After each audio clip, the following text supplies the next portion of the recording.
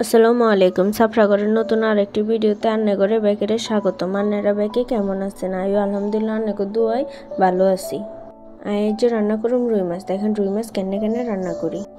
প্রথমে চুলাতে এখন কড়াই বসাই মাছ গিনিরে বাজি লইছি। পরে আরেকখান কড়াইয়ের ভিতরে পেঁয়াজ দিয়ে ভালো মতন তেল দিয়ে ভালো করে বাজি লইছি, যাতে পেঁয়াজ গিন কাঁচা কাঁচা না থাকে। পরে পেঁয়াজ গিন ভাজা হয়ে গেলে আস্তে আস্তে দিয়ে দিলাম আদা বাটা, পানি। পরে একখানা করিয়ে দিয়ে দিব মশলা, হলদির গুঁড়া, মরিচের গুঁড়া, ধনিয়ার গুঁড়া দিয়ে সুন্দর মতন একখানা পানি দিয়ে ভালো করে লাড়ি সারিয়ে লইব।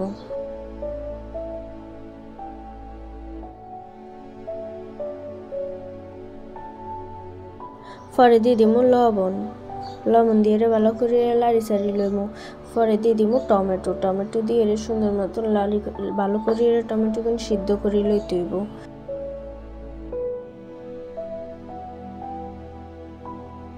পরে মশলা গিনেরে ভালো করে কষায় লইয়ে সুন্দর মতন আস্তে আস্তে মাছ গিনেরে একটা একটা করিয়ে দিয়ে দেওয়া লাগবো।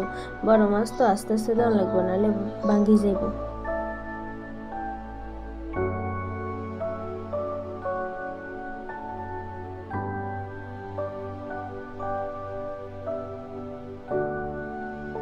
নিচে দিয়ে আস্তে আস্তে লাড়তে হইব, নাহলে মাছ গিন ভাঙ্গি যাব। না লাড়া দিলে মশলা গিন আবার নিচে লাগি যাব।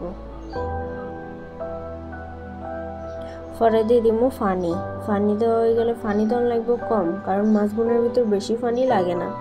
আনেরা যে যেমন পছন্দ করে না তেমন দিব। পরে দিয়ে দিব একখানা টালা জিরার ফাঁকি। পরে একখানা সুন্দর মতো ধনিয়া পাতা দিয়ে নামাই লইতে হবে একটা বাড়িতে। তাইলে রেডি হয়ে যাব রুই মাছ বোনা। কেমন লাগলো আর রান্না করাটি আপনাদের কাছে অবশ্যই কমেন্ট করিয়ে জানাইবেন। আর ভিডিও পছন্দ হলে অবশ্যই লাইক কমেন্ট শেয়ার করবেন।